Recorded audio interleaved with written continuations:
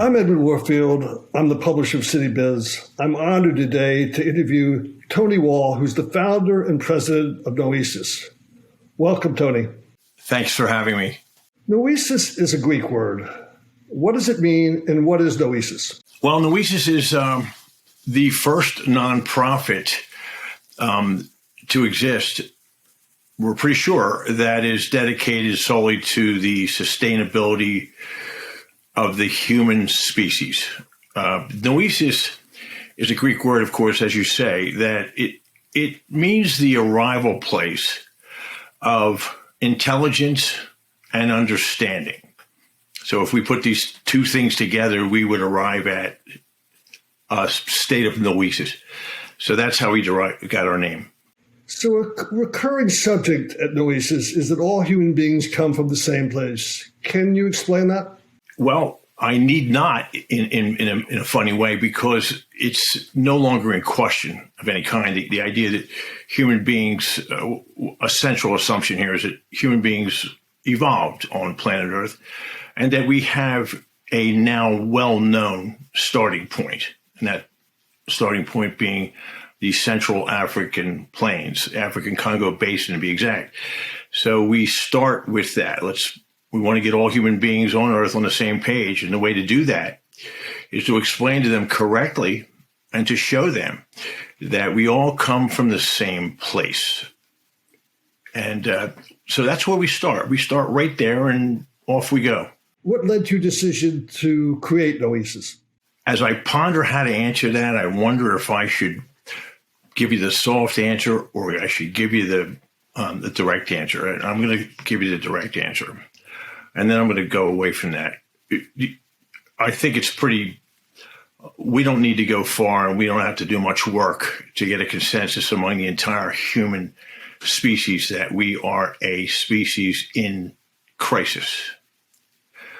We are experiencing an existential crisis. The end of our species is visible to all of us now, and that's a very reasonable way to put it. We're not running a fire drill here. We are here to assist. So that's what we're here to do, and people will come to see us as friends, but it'll take a little while because we're a stranger, and people distrust strangers. That means the more you know about us, the better.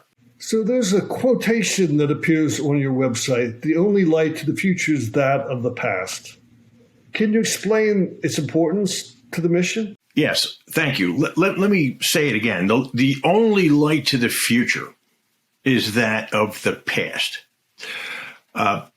Sir, we can all agree we can't foretell the future. None of us are able to do that. We think in linear time. The past gives way to the present gives way to the future. So we're all of the mind that we can't look into the future. The fact is that we actually can, by what's called extrapolation. We can determine what's going to happen to human beings by looking back at what has always happened to human beings. And we can use what we know about a vast field of crops being our evolutionary timeline and how much we know about it. And we can determine what human beings will like, where we will likely end up if we do not bring some type of process to bear upon it. And so what do you mean when you say human injury, and what would Noesis do to create a sustainable humanity? Okay, this is a great question because it centers on everything we do. We are remedial and hopeful. This is a remedial and hopeful effort. We are fact-based.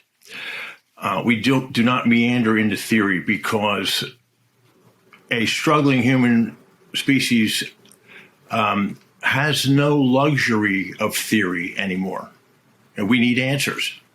So we're here to provide answers, so we stay fact-based, and we proceed, again, from the central idea that we all had a beginning, and that the evolutionary timeline of our species is so well known now, where even 50 years ago, the timeline of the human journey on Earth was still a matter of conjecture. Now it no longer is.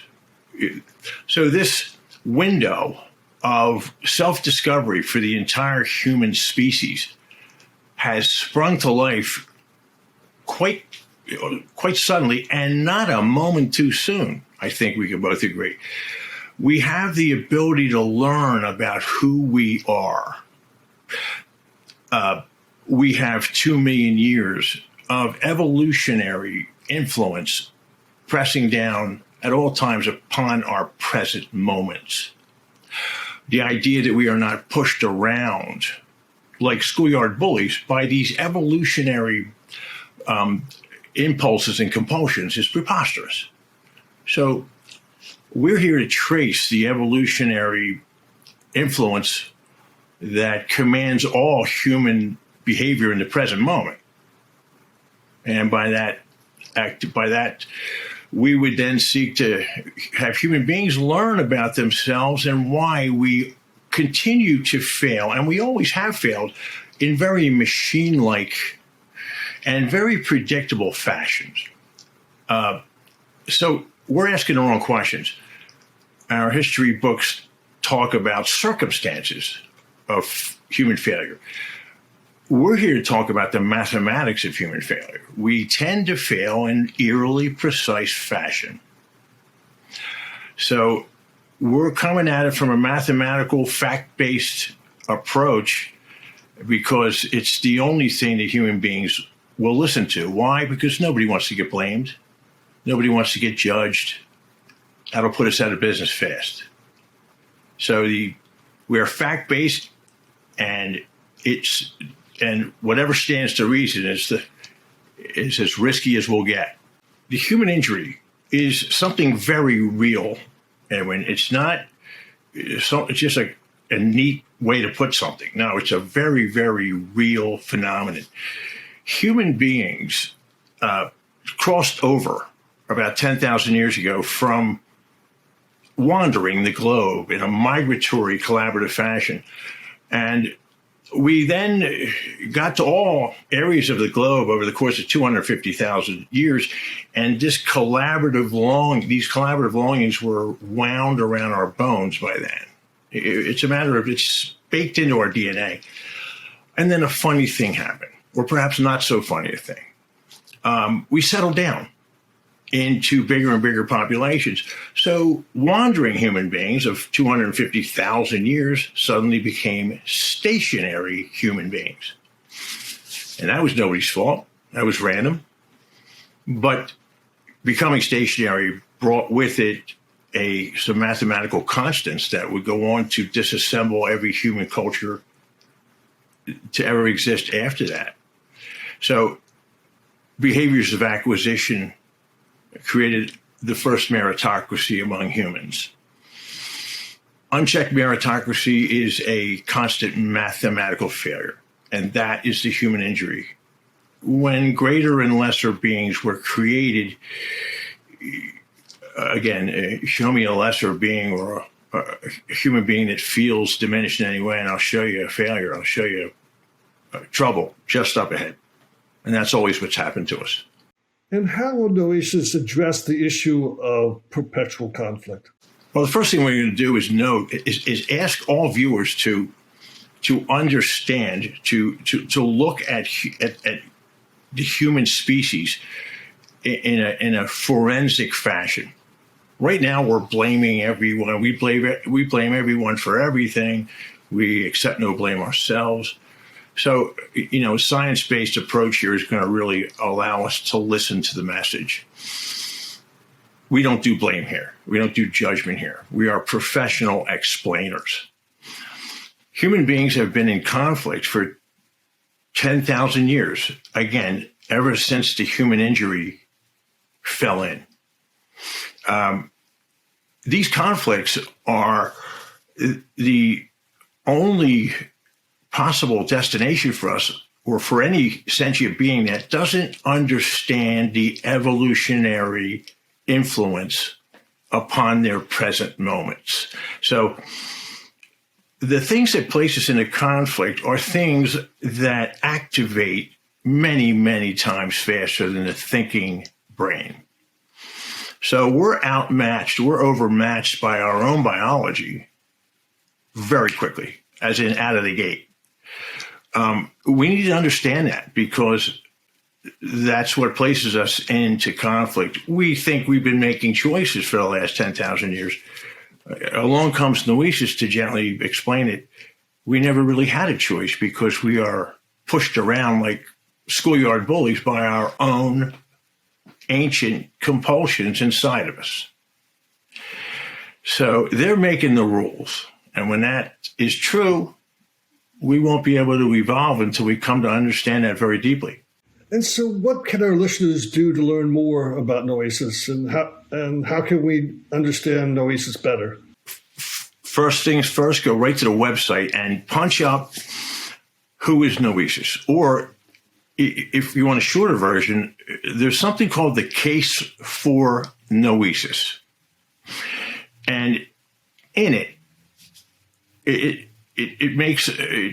explains something that nobody's ever really thought about it, as this is what I'm hearing. Like, I never thought of it that way. We hear a lot of that type of thing. We're not breaking any major ground. People are saying, I just never thought of it like that. Specifically, human beings are in preserving themselves, and we're concerned with future things. There are 4 of them. Climate change. These are very noble things, by the way. Climate change, pandemic, disruptive technologies has kind of snuck in there as of late. And of course, we have nuclear concerns. Along comes Noesis again to gently explain to the human race that none of those 4 things have ever been on the tombstones of any long-lost human culture. 80 major human cultures have existed on planet Earth, and all of them are gone, without exception, taken down by the only demonstrable deal killer of human cultures, and that is perpetual conflict. Conflict from without and conflict from within. By the insurgency is from within. Whoever's not trying to conquer us is trying to undermine us from within. So it's not survivable. It's never been survivable. But it's also nobody's fault. And I'm going to stress this. There's no blame. Human beings arrived here and we don't understand ourselves. So let's get to understand what drives us and gift ourselves the ability to actually evolve. And so what are the future plans for Noesis? We seek a global presence. Why? Simple. Because the entire globe has human beings, all 8 billion of us, who all came from the same place. This goes back to the original question. The idea that we're situated in 198 countries is something we can't defeat. And why would we? So what we want to do is we want to unite all 8 billion human beings under a category under which we actually can unite. Can we unite politically? Of course not. Can we unite religiously? Certainly not. Can we unite culturally? Again, no. What about a fourth category that's kind of coming at us out of the mist rather quickly, and that is species preservation.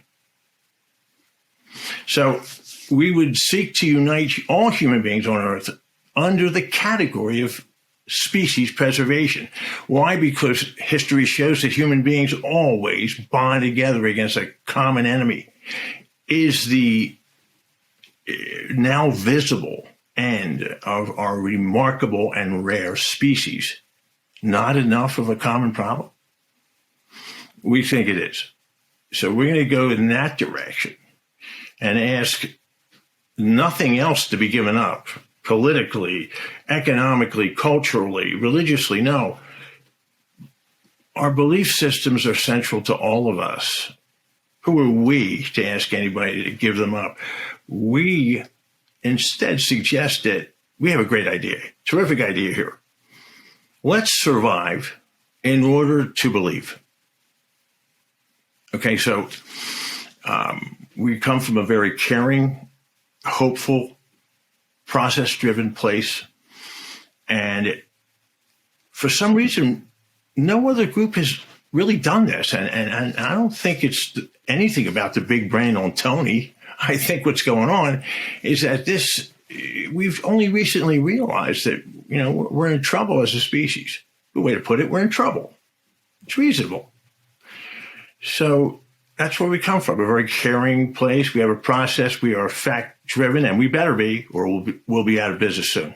So is there any part of the Noesis and Tony Wall's story that you haven't shared with us that you'd like to share before we conclude this interview? We're doing this. People say, why are you doing this? Tony, you're retired. And I say to them after I get done joking, the fact that I can only play so many rounds of golf, I give them the real reason. And that is, what if I just care? And what if I look at my children and ask myself, what if my children were to awaken one day to despair? The idea that we've committed ourselves as a species to something from which we cannot return. Listen, anybody who has children knows that, we don't want to see our children skin their knees. It breaks our heart. We want to take the pain away. So this started with, I don't want my children to ever wake up to despair. So let's get busy understanding who we are so we can determine where we want to be. And that starts with harvesting all the data in our evolutionary timeline, and it's ready to go, and not a moment too soon. So we've got a terrific chance to know who we are now. Only a being that understands where it is can determine where it wants to go. So, Tony, I want to thank you for sharing your noble, engaging, and very important vision for the world and people. So, again, thank you for your time, and we wish you the best of luck going forward. Thank you. Thanks so much for having me, and I really appreciate it.